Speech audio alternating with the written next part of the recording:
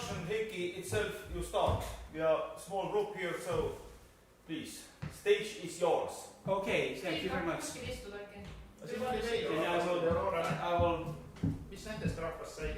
I would like to speak English. My name is Heikki Kastemaa from Helsinki, Finland, and well, the story with Arnold and me is that we met how many years ago? 6 years ago in Benini, and that's how we got appointed. I was a stipendiate in Villa Caro, and Arnold was also. We had good discussions, and the next time I was 2 years later. I was also, and these guys were there, to my surprise. And last year I was also in Krampopol for 3 months, the same village, but I was not a stipendiat. To begin with, I would like to say a little advertisement. I want to advertise Villa Caro. Villa Caro is an African-Finnish residency. It's very well organized in a village where, for example, Steve lives. The big news is that the Villa Caro is an organization that is located in Helsinki and Benini. And I'm going to tell about this a little bit about this Krampopol village and area. But the big news is that the Villa Caro organization changed their rules just this spring, and they are open to applications for all Europeans, not only for Finnish or acquainted to Finland.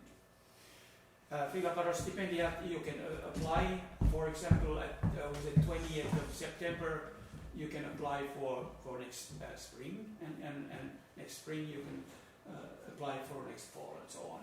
It's what I say nowadays. It's a little expensive stipendiat because you have to pay for your trip and your accommodation, but you get a very good information from people. The people who run the Villa Caro residence in Benin are very, very professional, very, very good, and what I suggest just to write if you're musicians or anybody, just write simple project plan. Their requirements are not so high, I think. If you have something in mind in mind, just make application. Okay, it's a good experience. It's a good experience to get acquainted with Africa.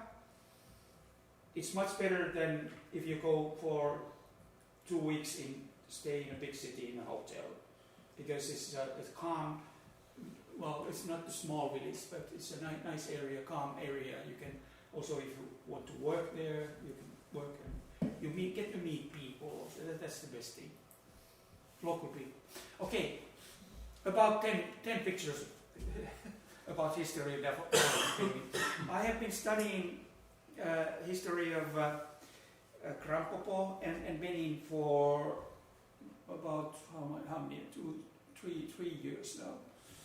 I got interested in this area because there hasn't been any publication about the Krampopol area history. The other parts of the country have been researched, and there's quite a lot of research material you can read and I'm surprised that there's quite a lot of material in English. Most of the material, basic material in English. Here's a big old map of so-called Slave Coast and Gold Coast. This is the Krampopol is. What is that? You touched the cable. I think. Just move Then we lost the- It won't stand by, I think. lost- Just move Okay. something.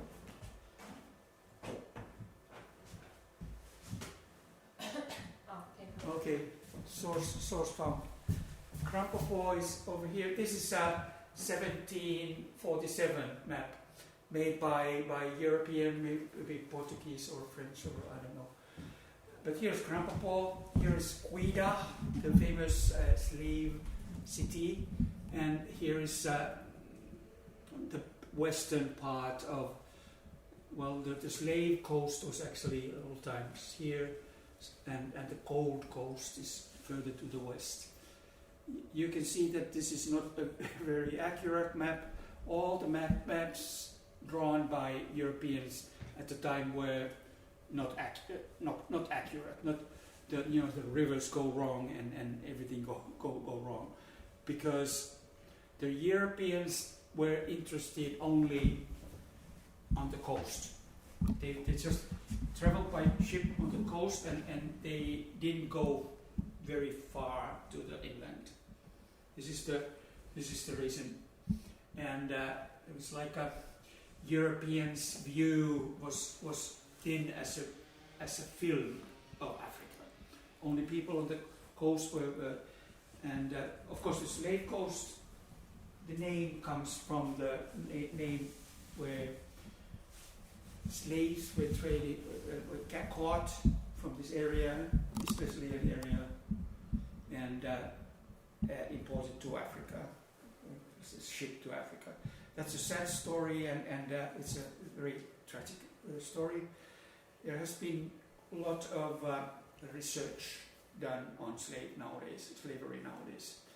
I have decided not to concentrate on this subject very much, because all in all, these countries are very poor, but their history is very rich and colorful. I have found, this is what I found. When I make the research, I almost every day when I start doing it, I find something new.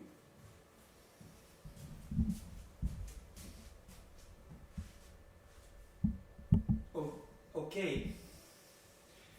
The famous, originally Polish writer Joseph Conrad wrote in his novel Heart of Darkness, which was published in 1899.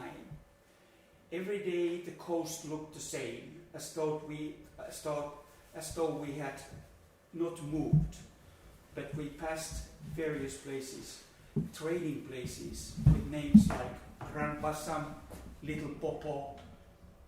Little Popo is a sister city of Kranpopó further to the west.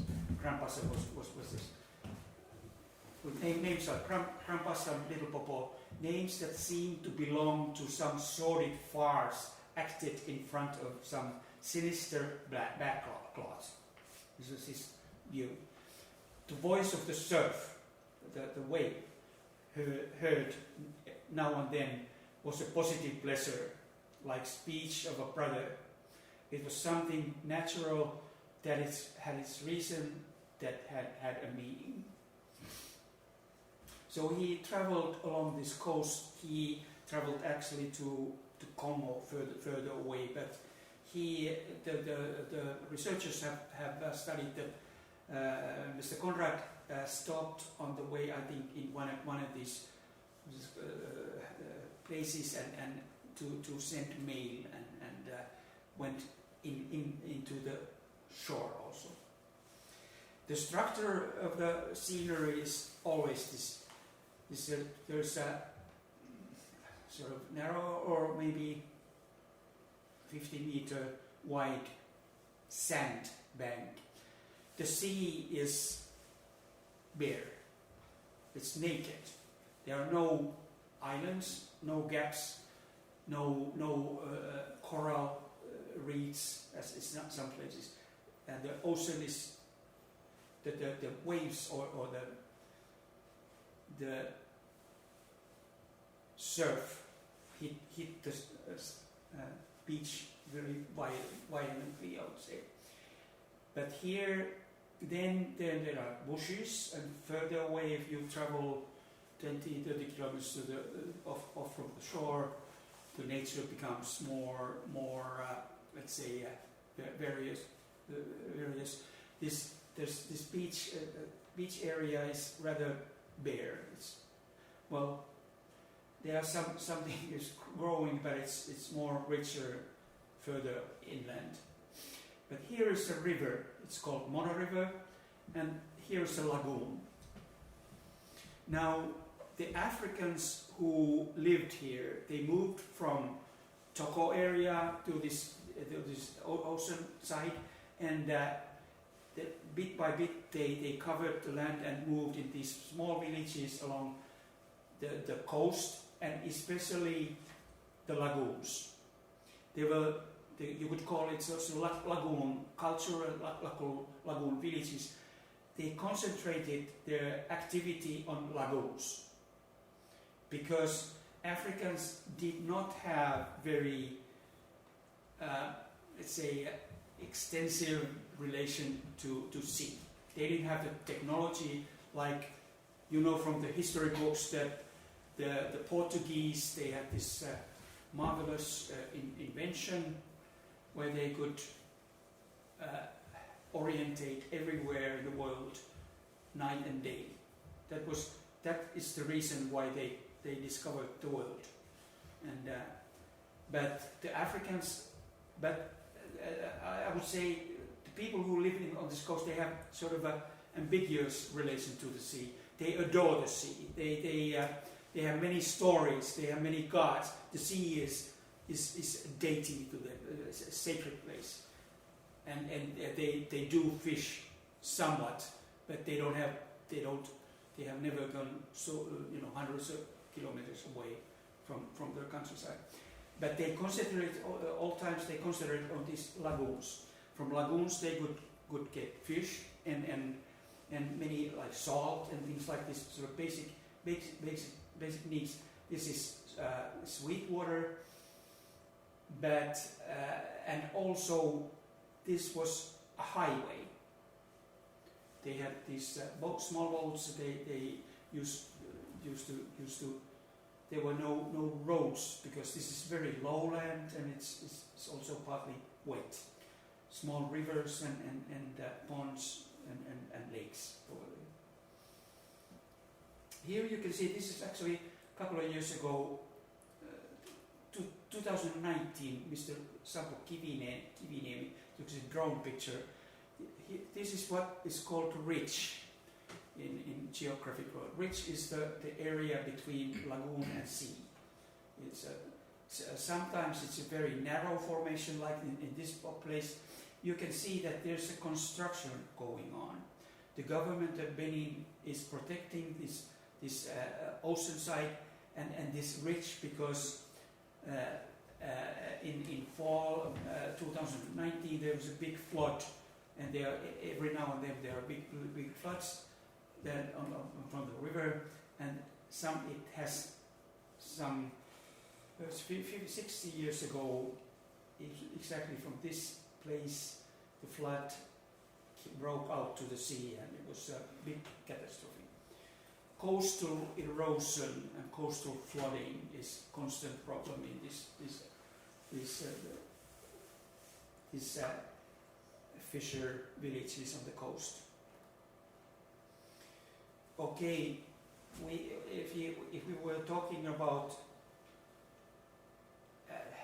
Europeans' view, let's see what is the Africans' view.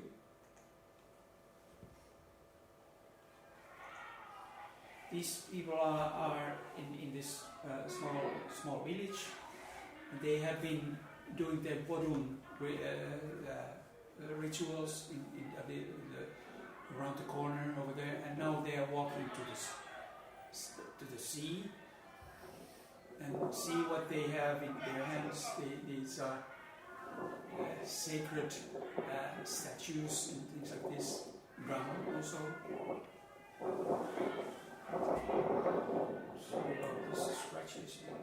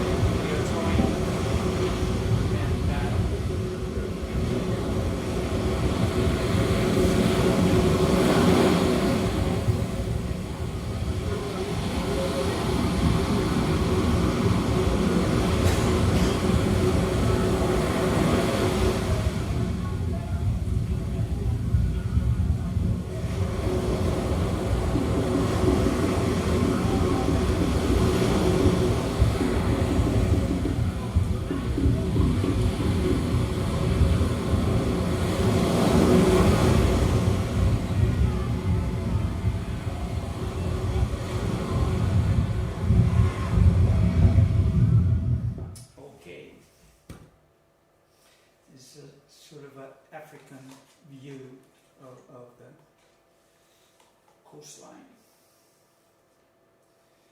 So I quote some lines from The Heart of Darkness. Now and then a boat from the shore gave a momentary contact with reality. Now he's looking from a ship, European ship he's towing. It was paddled by black fellows. You could see from afar the white of their eyeballs, their eyeballs glistening. They shouted song, their bodies steamed with perspiration. They had faces like grotesque masks, these chaps. But they had bone, muscle, and wild vitality and intense energy of movement that was as natural and true as the surf along their coast. They wanted no excuse for being there. They were a great comfort to look at.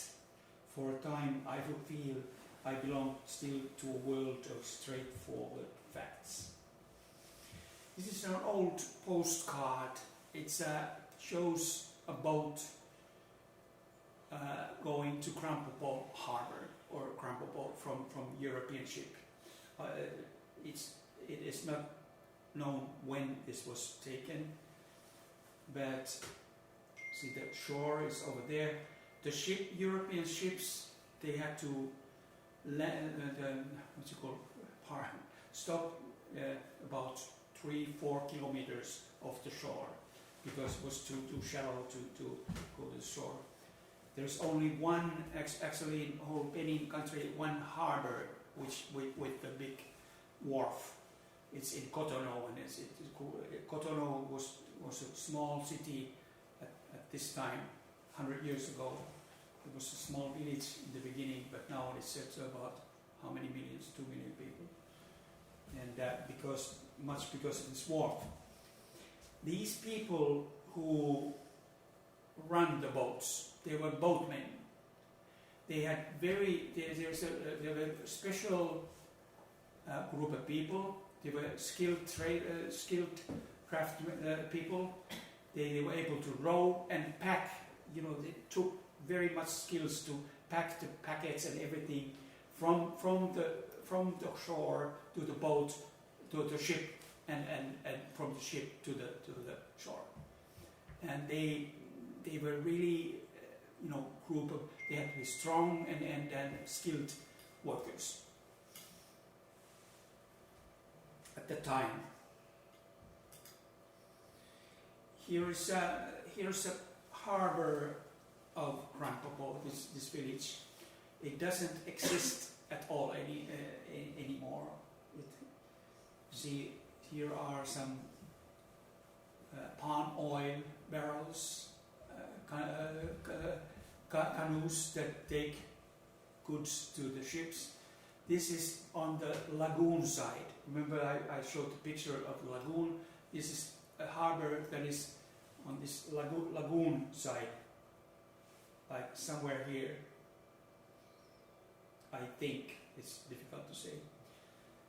Krampopo was a rather lively village in pre-colonial time and beginning of the 20th century. A lot of trade from there. Then the country was occupied by French.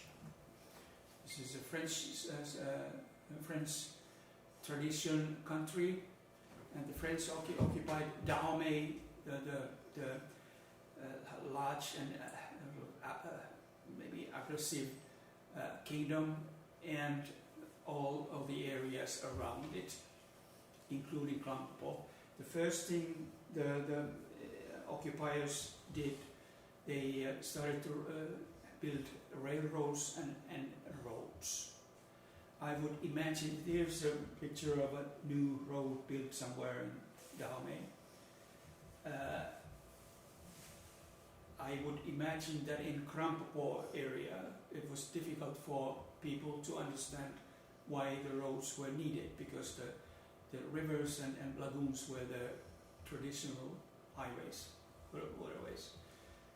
And the French had to use corvée, which is for forced labor, because the Africans refused to make these roads because they didn't understand, they didn't have the motivation.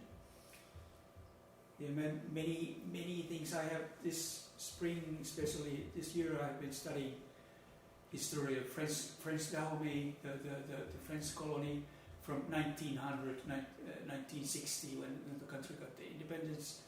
And the more I read, the more I'm surprised by how the French treated these African peoples. It's a sad story. I have noticed that French President Macron has visited Africa a couple of times this summer, and if you read the news exactly, he says that France is going to open up archives from the colonial period, and we will see maybe in future what they tell. Maybe some new things about Dahomey history also. Here's a sort of lively scene. This is an old. Actually, it's a photograph. You can see it from structural picture, but it's made as a drawing. And this is also from Krampopol from 1891 or 1890s. This is a Krampopol marketplace. It's actually by this main road. It used to be by this main road. Rather shows very lively, lot of trade and sort of. I think these people look happy. I don't know. And the marketplace was later on. It was moved to another place, a little further away from the main road.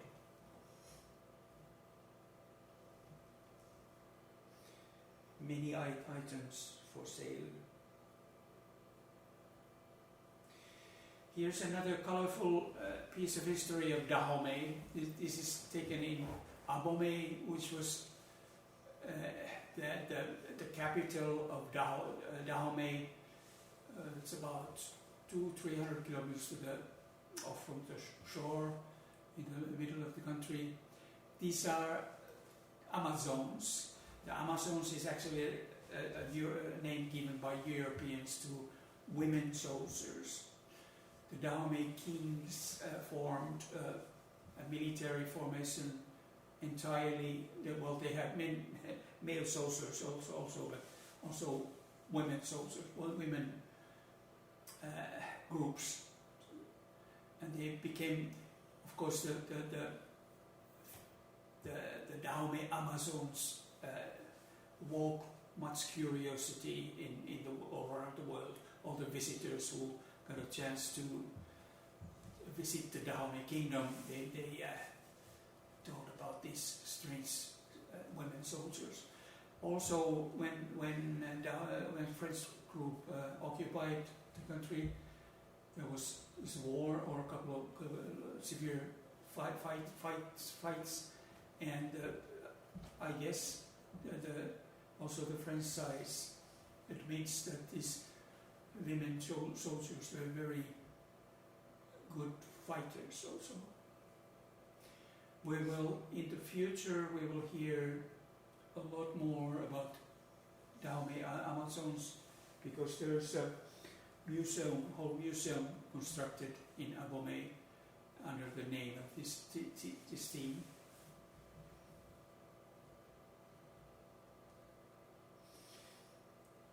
And this is what you call old Dahomey, old pre-colonial times, when the French occupied the country. They, in a way, they said to Africans, okay, now it's time to forget about your past and start a new life. You have to be like little black French people. But There was no question about citizenship of France, no equality, fraternity, no sort of these French Republican principles were applied to African people. They had a chance to apply for French citizenship, but it rarely happened. It was very difficult. They had to prove that they would dress and speak and read French and dress like French Europeans and behave well, and do things like this. It was a change of identity, you would say, new identity to Africans.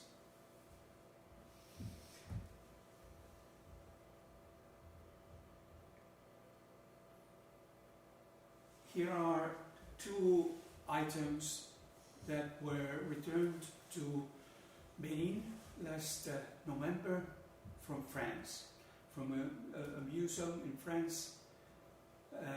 Returned these objects. These were taken by French occupying forces from the king Behansin of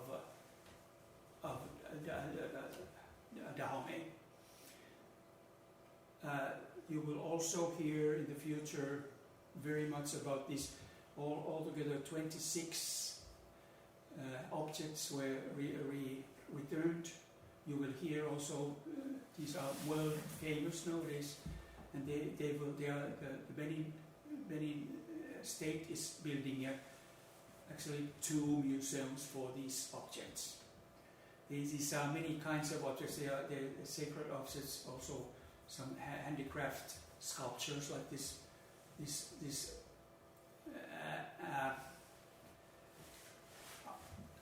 I will say only that in general the spiritual or non-material tradition in Africa, in Benin, is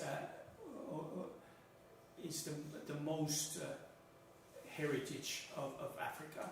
The material culture, like sculptures, buildings, handicrafts, objects, they are not so high. There are some museums in Benin, but they are not very high quality. There are some reasons for this.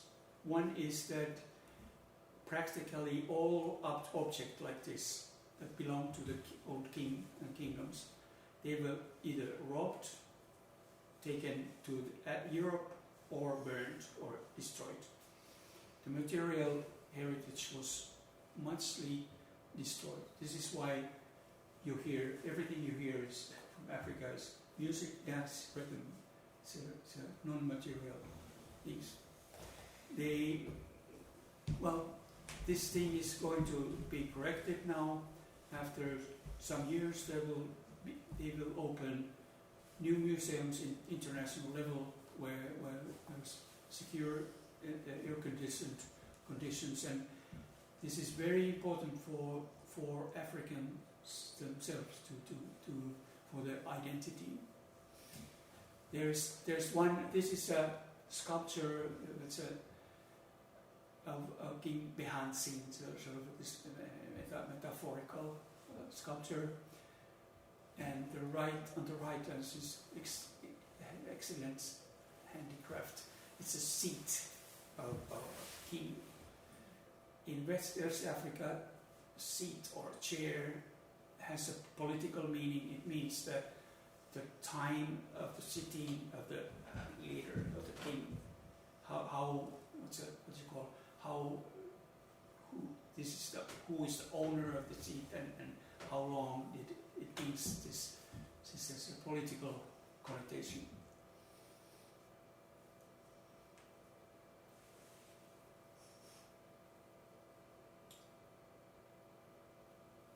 Okay, but then time is running, and this is from a Edouard Bou's Red Star roundabout, huge roundabout in Cotonou, the economic capital. There are Porto Novo and two capitals in the country. This is in Cotonou. Well, the traffic is running. You see quite a lot of motorbikes, scooters, and motorbikes running. And in the middle, there's kind of a forest or trees, and sort of constructivist red structures. You can climb over there, and there's a huge pylon on top of which there's a bronze statue. This was built in 1970s by Soviet artists, designed by Soviet artists. It was built during when the country got independence in 1960s. It got very many military coup d'états in the 60s, and it was finished by one military person named Mattia Kereku. Kereku was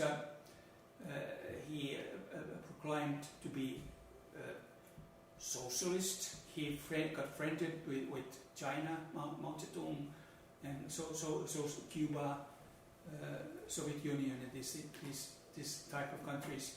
He led the country for 15 years, and around 1990, the people got so tired and they of the socialist regime that they got rid of it. They established a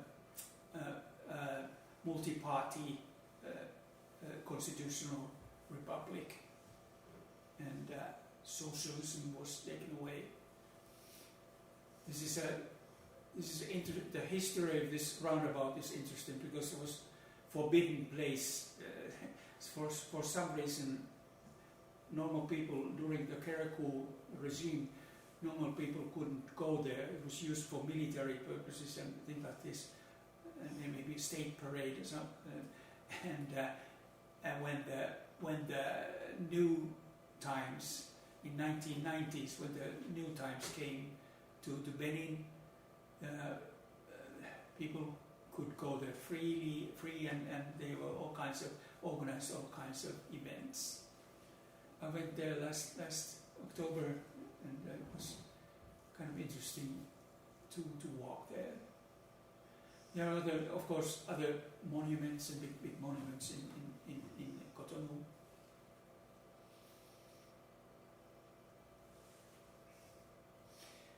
Okay, Benin has been known as the slogan goes, as a beacon of African democracy until recent years. But the situation is changing. Benin has decided to take authoritarian road, like many other countries in Europe also. Here are pictures of two, let's say, world famous political prisoners. Last December, when I was in Benin, two people were sentenced to prison. They were taken to prisons earlier during the presidential elections. The other was Reki Amanago, who was also ex-minister and former government, and very active leader of Democratis, a party called Democratis. The person on the right is Joel Aivo. He is a professor of constitution in Benin University, and he has an international career. Maroko was sentenced for 20 years and Aivo for 10 years. The reason, obvious reason for this, they dare to stand for presidential elections. The Benin government fabricated these stories. They accused that they are terrorists and things like this. There was there was a lawyer who had worked for this court. He escaped from Benin, and he said that all these accusations of political prisoners are false. They're forced by the government. Also, when President Macron visited just in July in Benin for one day, the government released 30 political prisoners. The Le Monde, French newspaper, says that there are about 100 political prisoners in the country.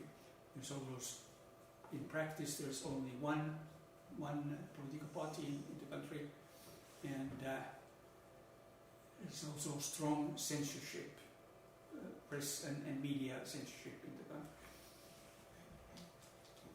Okay, this is the sad point of the situation. But last picture is this. I also adore Zampeto. This is Zampeto in Benini festival in January 2018, and I took this video. And like Steve explained, this round going creature is it's a guardian of the night, as they call. This origins of this ritual or this tradition is from Vodun religion, but this is a festival in January, held every year in January in Benin, many cities, and this is from Grand Popo area, right by the beach where the first picture was taken, and it's. I think this is not, let's say, practicing a religion. It's more like, let's say, it's difficult to say sports or art or performance. It goes so that all the villages, they have their own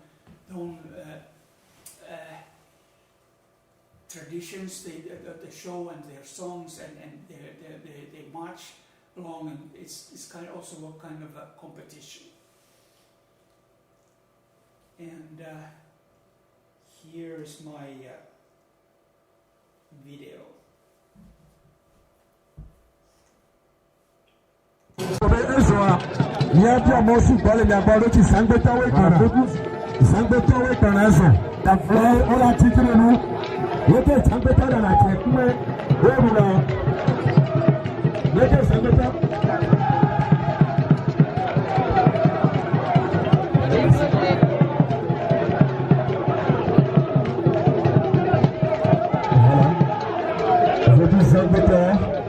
Mesdames et messieurs, ils sont donc là pour la démonstration.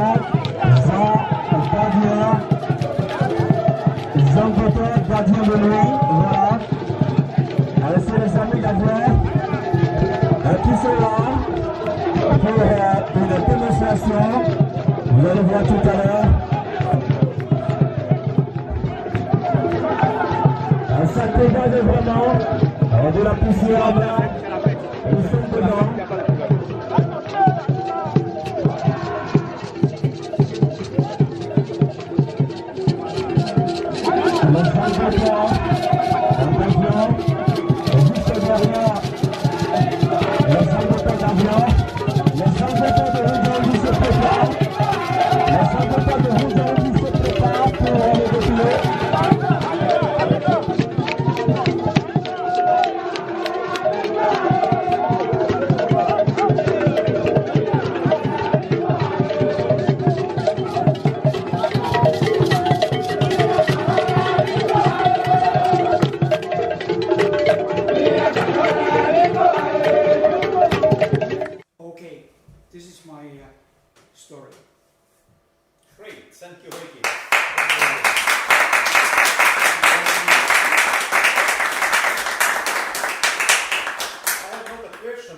Maybe you can talk a little about your personal background. I'm okay. So, to make a long story short, I'm by training. I'm art teacher, visual art. I have been training in mostly in adult education in universities and colleges, but also I have another profession, which is a journalist. I'm art critic. I have written for. When I was living in city of Oulu, in northern Finland, I used to write for 15 years for newspaper Kaleva, which had good relationships to Tallinn at the time in 1980s, and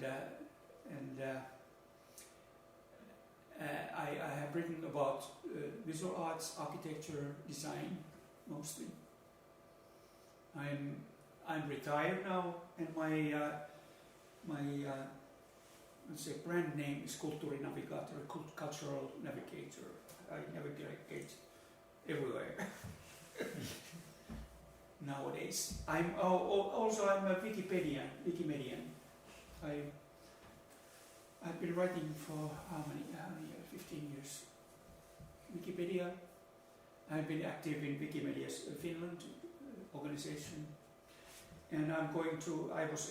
Two of my proposals for lectures and workshop were accepted recently, just the other night. To North, I will go to North or Macedonia to Ohrid, city of Ohrid, for this Central Eastern European Wikimedians meeting. I'm very happy. Kas on veel küsimusi kõigile? Ma some questions? Yeah. Comments? About this last performance, what you saw, this survey. Yeah. Two questions. Which material is this costume? It's to my understanding, it's not let's say natural. In all history pictures, you can say it's hay or what you call natural, more or less natural material. Stating that this could be nylon but the color was, I think, wood, because I paid attention to this material because in some Sanpetos, because other villages the colors were not so good. This was excellent, I think.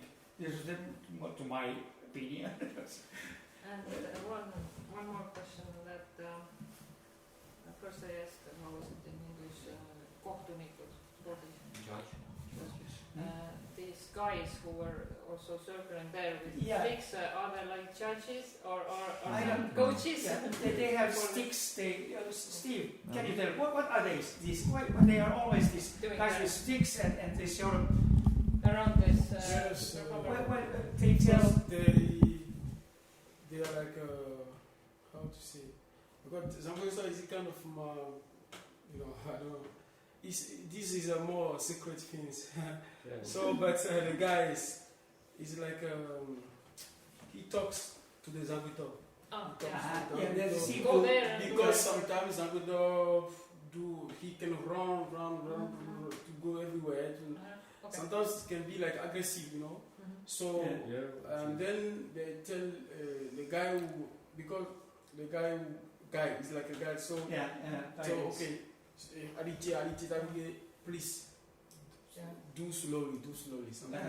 A little bit like security too, maybe. For audience, of course, yes. Because when the Zambuto will start running, and he can start to run go everywhere, every direction. Then he can. That's what I call. Aga see kindlasti, but still I think it is not performance because Sanpeto is a ghost. Yeah. And it is, of course, it is some kind of this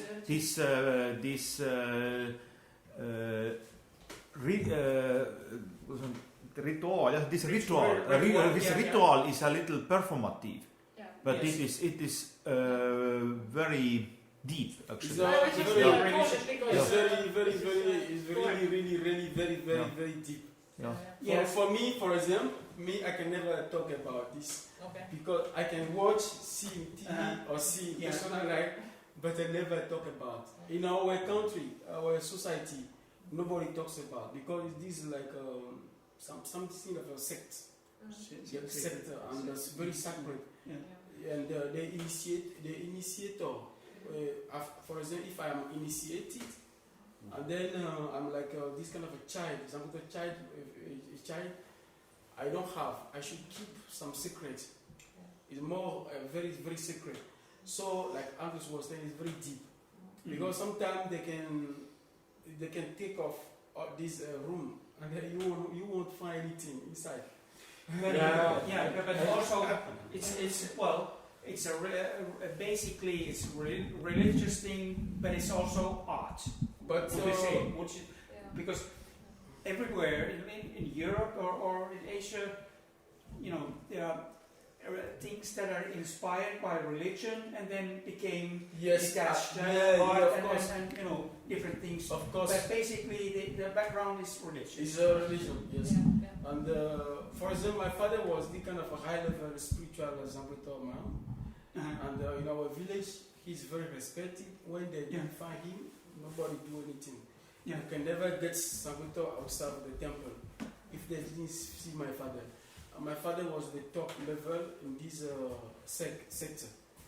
But when they went to the competition, he came back home and he called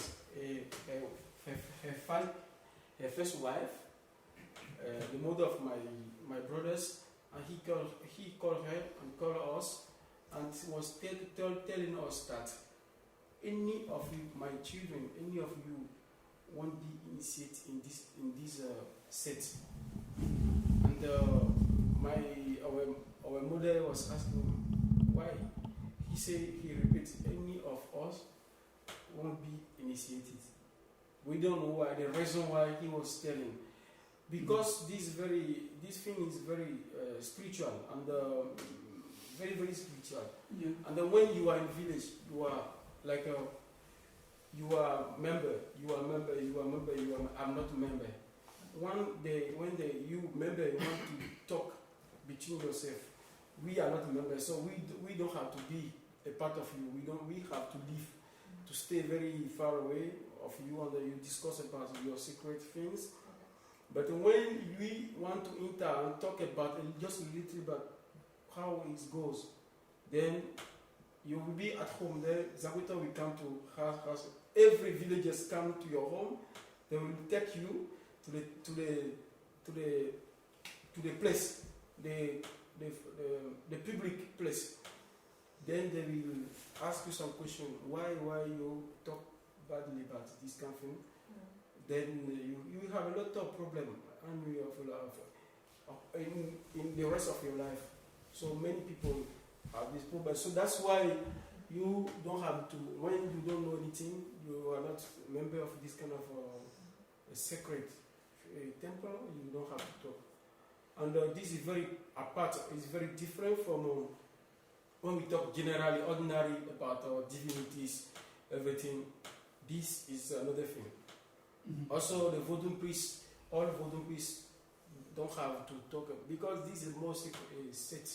You see, we have to understand also, even though Vodun religion and this animistic religions were originally from this area, but of and course, they spread around the world, that the situation of this religion has not always been self-evident. Because during the Kerata socialist times, it was basically, in principle, it was atheist, where same kind of situation, for example, with religion in Soviet Union. Also, during the colonial times, the French people, I don't know actually, I haven't found any information where did the French try to restrict Vodun religion. But I'm sure they have. It's probably they don't want to say it loud. And Vodun is a religion that it's a miracle actually, because it has survived a long time. because the main European, Catholic and also Muslim, the two other main religions, and the modern people go in sort of in between, and they can practice also at the same time. It's a syncretistic religion where you can practice both religions. But nowadays it's free. Since 1991, the practice of modern, it became sort of state cultural heritage. Yes. But before that, it's not. We don't understand, but it was not so self-evident that modern was. For example, vodou adapter of priest. If like I'm a vodou priest and adapter, I practice vodou. So you don't have to talk about this. It's like, for example, my grandmother was vodou priest, very high level vodou priest, and they had a lot of divinity in our house. And one day, my father said, "Mom, this is a Benini house. Benini is the grandfather of my father. This is Benini house. And Benini has many children. And Benini's children has many children. And small children, petit fish." And then my father was saying to her mom, my father married you. You come to here, and you have a lot of voodoo temple in our family house. So when others, when my aunt, wives, everybody of family members, everyone want to have voodoo temple of divinity. Yeah. So all the family house will be full of divinity. So my father said, you should buy your own land or somewhere and build your temple, everything.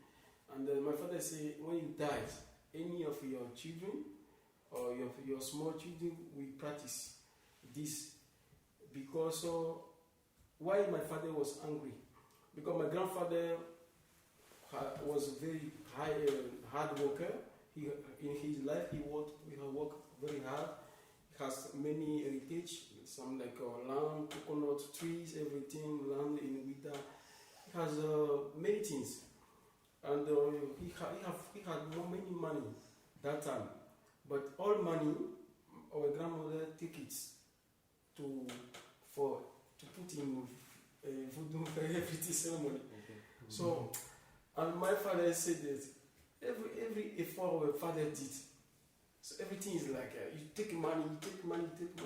So for voodoo, so it's not so good, and that's why my father was angry.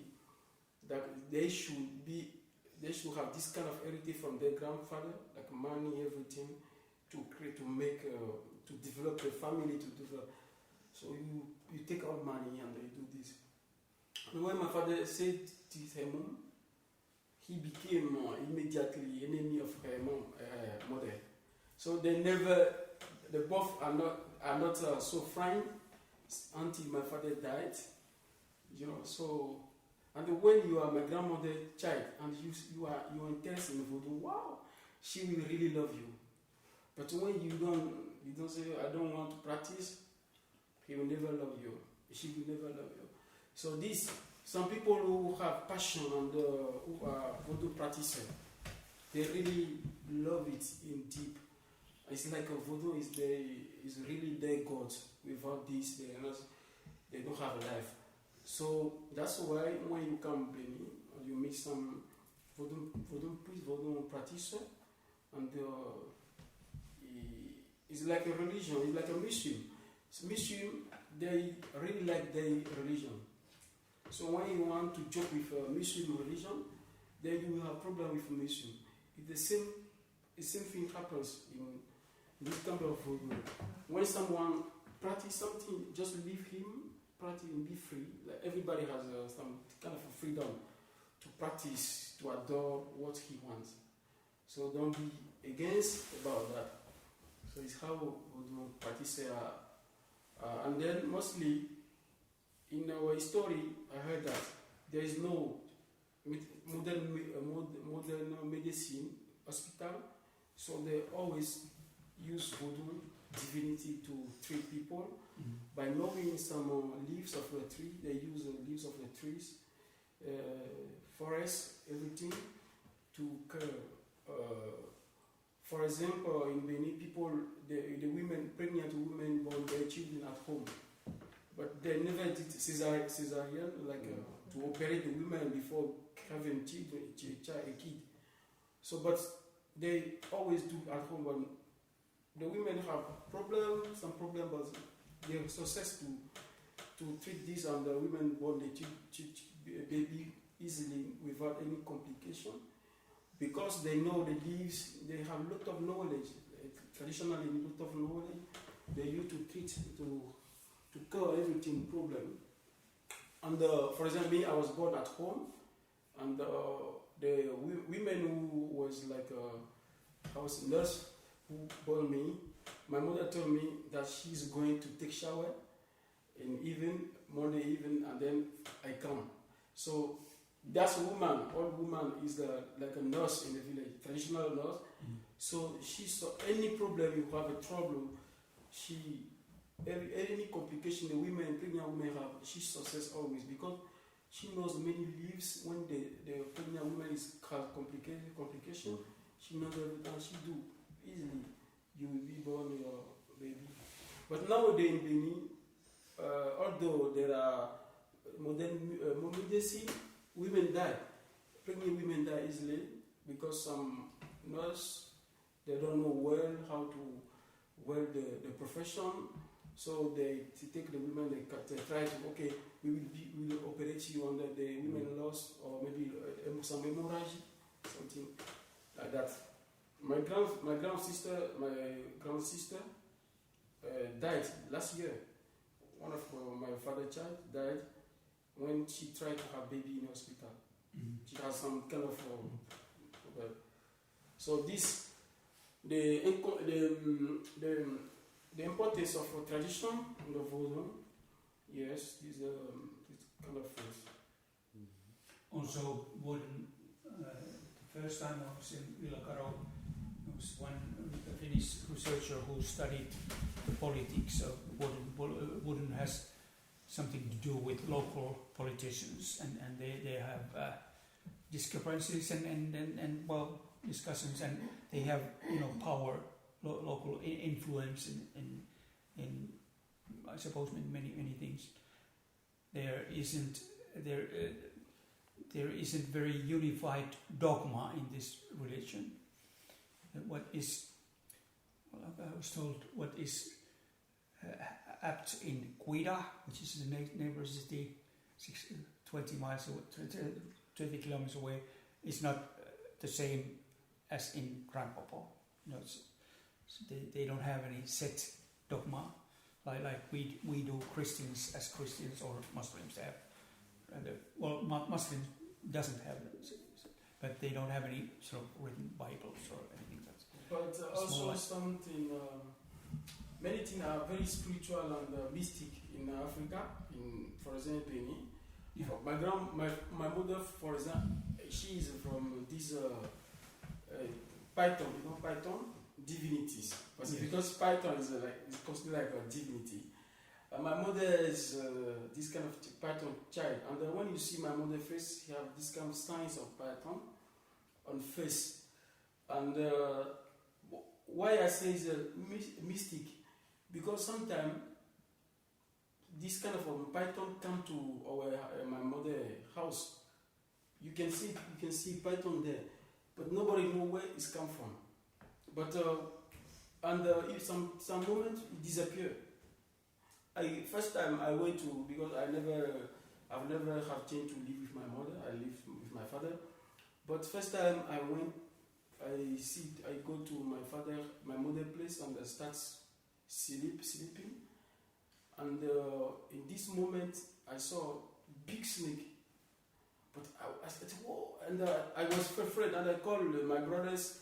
So, what is this? We take and bring the thing we kill. And then my brother said, no, don't kill, because it's your mother, your mom, divinities. I said, divinities? Where you find this divinity? And my mom would say, no, this is easy. They father, you know, lot. So I was very afraid because I'm afraid about I'm afraid from snake. And then finally, some moment it disappeared itself. And then my mother I would say to my mother, why you are not afraid? Where he come from? He said he doesn't know. He's a just to this snake visit her sometime. And then she said that when she was my pregnant, and I was in her stomach, so she had some problem and thinking, crying, and then she's sick on somewhere, and she find this snake python in her bedroom, on the bed near of just close to here, like a python. She found python here for first time in her life. And she said, and she was afraid, and she called his father, and his father came to recognize that this is their Lord, their divinity. And father took the python, and she followed father to go to the riverside, so they will put the python on the river. Once they put the python in the river, immediately it started raining. So everything is very mystic. Also, for us, the Europeans, it's very difficult to understand why snakes are the highest gods. It has been always difficult. For example, when Dahomey, the king of Dahomey, conquered the royalty of Ouida, that's another kingdom, in 1727. The soldiers of Dahomey came to there was this snake palace where they kept snakes, and they revered snakes and prayed for them. The Dahomey soldiers they killed all the snakes in Ouida and ate them, and this was seen as very important sort of political sign, because the stronger it shows that stronger country is taking over a weaker one, and it shows the weakness of a smaller, weaker state. It was seen as a political and spiritual sign. I have a question, actually, you both, Heikki and Steve, because Benin is very interesting political structure, so that it is democracy. It is the same as in France, so presidential democracy. But still, in Benin, till today exist these courts. So it exists also court, hovid. Court. Hovid, court. What is actually the position of this courts today in Benin society? You mean royal courts? Royal courts. Yeah. Okay, basically the old African kingdoms, they don't have any political power in the constitution of Benin. It's a republic, but there is a strong monarchistic aristocratic tradition. Like all these objects I saw, they were like this chair and statue. They were court culture. They were not used by normal people. They were used in the court, like a European, there used to be kings or aristocratic court culture, and I would say that even though they don't have there are about 50 kings in Benin, and they have some kind of courts also. They have court culture, but they don't have the power, political power. But they are, in a way, they have influence, and most of all, they have cultural influence. They are seen as a tradition, and now that there is no colonialism, they have even more sort of cultural. They are seen as a part of a heritage of this country. That's my answer. What do you think, Steve? about your kings in Yeah, Benin. kingdom disappear, I think, but still some kind of like a representation in some like a Dahomey with something. Everybody they call it a Da. Da is like a king normally in their language. But the problem is, as French people came, everything, and the last king, very powerful king was Béhanzin, as Heikki was telling. And Béhanzin is one of hero in Africa, in all Africa, like in South Africa you hear about Shaka Zulu, in West Africa you hear about Béhanzin, you hear about Samori Touré in some Mali or somewhere, you hear about El Ajuma in this area. But the Béhanzin was not agree for this kind of French envahissement, French colonization. He refused category that his country to be colonized by any foreign people, and he refused to sign a peace agreement, and this is why he's seen as a big. And the French people were very angry, and they fight. And Béhanzin fights. He has some kind of a soldier, like I was saying, Heikki, some Amazon women are very great fighters, soldier that time. So Béhanzin fights. You remember we went to this Dahomey, Gogoto, we go to this kind of fort. You know? No? Yes. Fort. Yeah, people build house in the ground. Yes. You remember? Yes, the soldier. So nobody knows to fight against enemies. So Béhanzin was fighting with against French people until one French they brought this kind of General Dots, which from some half black, half white man. I think he was, but he was general. He came and they fight until Béhanzin told, okay, I want to go to France to meet your president, to tell him what he is looking for. So I want to discuss with him, face to face.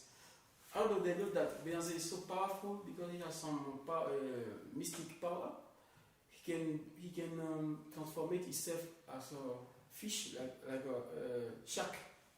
Yes, and he's called Béhanzin. He puts eggs in like this, and the eggs stay in the same place, not fall down. And he said that the world gets this eggs. So eggs is very sensitive, you know. So the world get eggs. So Béhanzin, that means the world has the eggs in sky, something like that in sky. So, for example, if I put some eggs, it will fall down. But when he do that, it stay the same place. And that's okay. We agree. We can take you to France, to Europe. And then when he entered the ship, they start going. He turned to Capital, return the ship back to Cotonou, to Benini, to Dahomey. Not Benini, but that time it was Dahomey.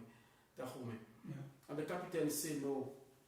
I said return. They said no. And then he pronounced some speech, some incantation, and the ship stopped the same place. It cannot move. Not to move to Europe, not to move to Africa. So until the captain of the driver of the ship was obliged to turn back the ship. And when he came back, he came to kill her mother. He came back to kill her mother. And he makes funeral of her mother. He said that it's not a mother who will make funeral of the son. The son the mother should die before son, not son die before mother. So something like that. That's why he killed her mother. And then he go back. And when he go back, he said that he's sure that he won't come back to her homeland. That's why he killed. And then when he burned, how it's called, enterré someone dead. Enterré, is that what he called in English? Burned or... Well, he was deported to Martinique. No. When he the place cemetery of where he put her mother, he called that place Nocheli Bay. That means my mother's funeral day. And then finally he come back to enter the ship, and they carry him to. Normally they should carry him to France, but like Europeans were very intelligent. They know that when he go there, he will do something very, very dangerous. And then they carry him to Martinique first. And then he stay in Martinique with her wife, because the king should be protected, should be adored. So they carry him to Martinique, and he stayed there, and had a kid again, his children there. And finally they brought him back to Algeria. And finally he died in Algeria. To answer your question again about the story of Behansin, during his last, let's say, when the French came and conquered Dahomey, he escaped to the woods or the bushes, the countryside, and he stayed more than one year over there, sort of like guerrilla warfare at the time in 1890s, and during that time he tried to contact Bismarck, the ruler of Germany, that the Bismarck would give a letter to the King of France, because he said that he thought that his only equal is King of France, and he will talk with King of France, not the occupiers. And what this shows is sovereignty of an African state. First thing, in a colony, there is no foreign policy, but these old big African countries, they had envoys in Europe. They want to make business with Europe. They have their own foreign policy. That's the first thing the colonizers they take away. For example, when Finland was under Russia, 1818, 1917, there were a lot of liberties. We have parliament and everything, but no foreign policy in Finland. Finnish foreign policy was conducted in St. Petersburg. It's the same thing, of course, with Estonia under the Soviet rule. No, you had many things, but no foreign policy. Another important thing that was taken away from the kings and rulers were rights of taxation. They had, for example, in Krampopo, when a boat would come to this area, they had these custom houses. They could collect. King had the right to collect a little money from each person in the boat or any items there. But this was taken away. The French did the collecting of taxes, and the money went to France, of course. And stay in France till this time. Yes. Till now. Yes. Yeah. Actually, it is part of the European Union budget or this thing. So because it is most of African gold stay in France in this moment, and it is of course not stability of CFA, but still, yes, it is African gold. Recently, all French colony in Africa, I think 1 year ago or 2 years ago, they tried to change the money, to have their own money. But Nigeria, because when we talk about West Africa, it started by Nigeria. Nigeria economically is very important for West Africa country, and also Ghana, also economically is good. And but all those countries are English country. They speak English, but they make their own money, But any country of a French country make his own money. Our money is made in France. For example, I have some fancy find my bag. I cannot use it anywhere. I cannot change also here. But usually you have to change in Benin, only in Benin or in West Africa, something like that. So they want to have their own money and together, like in Nigeria, Benin, etc., etc. All those countries want to have in common one money, and they try, and then you hear they want to have a co, like they call money a co. Then they say that, and they say that the Nigeria say they won't have use the same money, but the French will control again. No. So in this moment, French President Macron ran directly to Côte d'Ivoire to meet this president, which called Ouattara, because Ouattara is this kind of a franc-maçon, but he's this kind of French, you know, because in Côte d'Ivoire they have a very big war, civil war recently. Ouattara against Gbagbo, because Gbagbo was saying that now we stop with this business with France. We want to make our money. We don't want to sell our resources to France anymore. We want to collaborate with other countries in Europe, like America, like China, like and France was not happy. Then it starts some rebellion. So the country, of course, Côte d'Ivoire is a rich country, but always some war, instability, etc. Then they jailed Gbagbo to the prison, saying that he is a criminal, etc. Gbagbo was in prison, they put Ouattara back. So now when they try to have their own money, they go to negotiate with Ouattara. So Ouattara is only one person who changed the opinion. So this project at the moment is like something like cancelling. So Ghana say no, we cannot use the same money, but France will control, because they were used to, you know. The difference in Africa, a French country and the English country in Africa, that many English countries are more developed than French country because of the colonization system.